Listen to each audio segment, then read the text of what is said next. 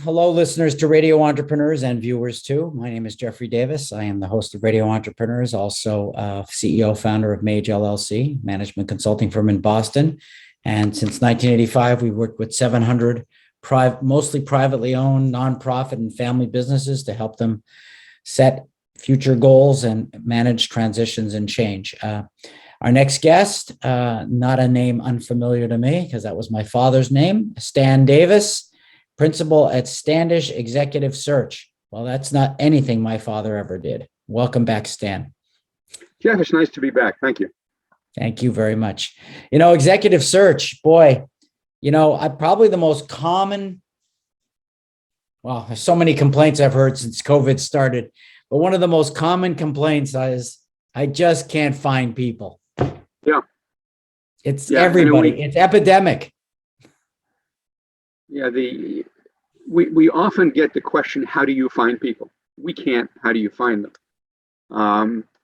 And the answer is that we appreciate the fact that most of the people out there are not looking for work, which means you've got to go find them. And that's our approach to executive search.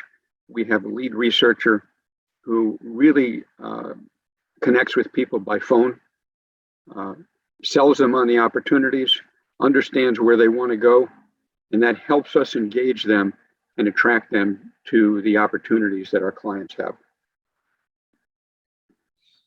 Right. And doing that, just tell us how your world has changed in the last couple of years. I know I've seen with some of my clients that what I would call people are switching jobs at salaries I could never have imagined even 6 months ago.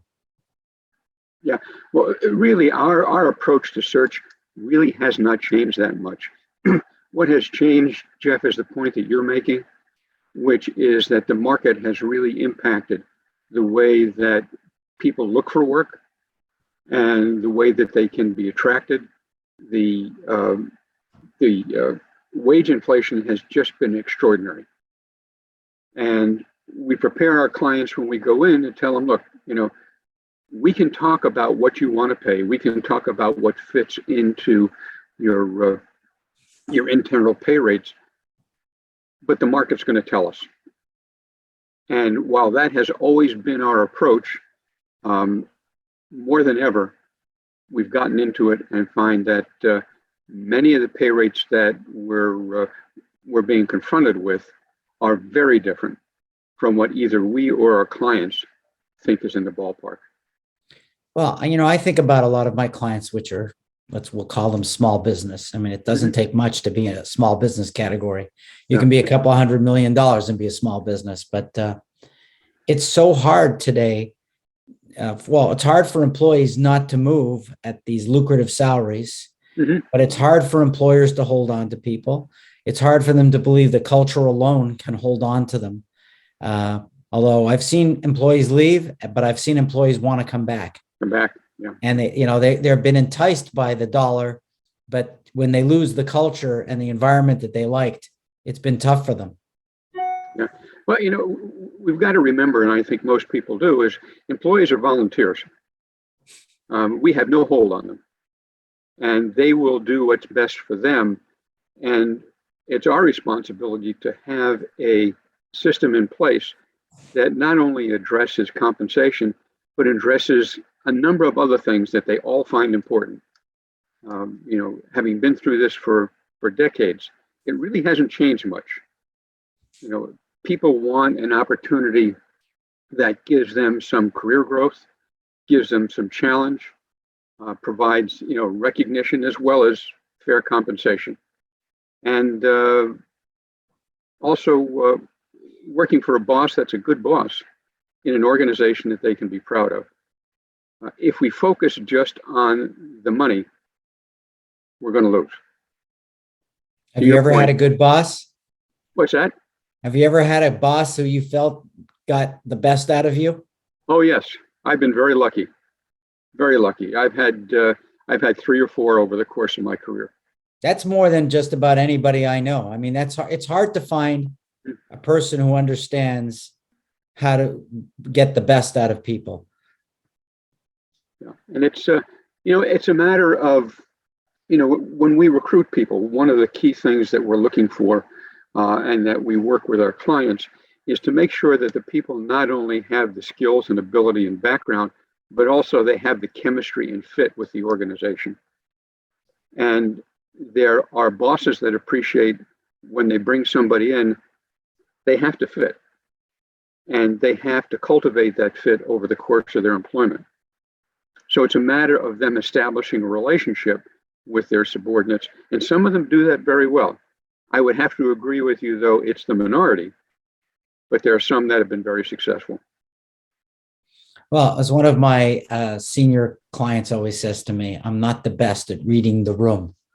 And I tell him it's all about listening and really watching people. And a lot of people don't, they're more concerned with show and tell or demand and expect. They don't really try to understand the environment and the people what they're dealing with. And people are dealing, I think people are struggling more than ever before with their jobs. And do you get involved with that at all? I assume during the transition you are, because people are really wondering. Someone recently just said to me that they were thinking of leaving a professional job to go work at UPS because UPS would provide a more stable financial environment. Yeah. We work with our clients after we do searches for them to retain the people that they hire. And we do that for not unusually a year after the person comes on board, so that we are working on that. But we also get calls from our clients relative to other employees that they're concerned about losing. And the focus is too often, narrowly on hiring. It's not on the whole employment experience, which is, how do you attract, retain, and motivate people? And that's not episodic, it's every day. And the good people do it every day. And do you find that there are certain industries in this particular time that you're more comfortable working in than others? Or that are more attracted to you during this time? Let's make it about the marketplace. No, it's interesting, Jeffrey. We've always worked with an array of industries. I think it's gotten wider, not narrower, as people are looking for an answer to help them get the people that they need. So, we've seen some new industries. We've certainly seen some new clients as a result of the turmoil. We've been speaking with Stan Davis, principal at Standish Executive Search. Clearly, search during these times is very important. Employers are trying to figure out how to retain staff, bring staff in, and have the right staff, keep the right staff. Something I always say to clients, hire slow, fire fast. Stan, if somebody's looking for you and is interested in your services, how would they find you? Well, the most effective way and easiest way for them to do that, Jeffrey, is just to contact us through the internet, through our website. They can get to me at Stan Davis or sdavis at standishsearch.com. That's great. And you've been on the show before. We hope you come back again. Well, I enjoy it, Jeffrey. Thank you. And, it's clearly a very topical area for people right now. It's all about people. So I remind everybody, this is Radio Entrepreneurs, and we've been talking with Stan Davis. Thanks, Stan, for being on the show today. Jeffrey, thanks for having us, and look forward to doing it again. Me too. Thank you. Take This care. is Radio Entrepreneurs.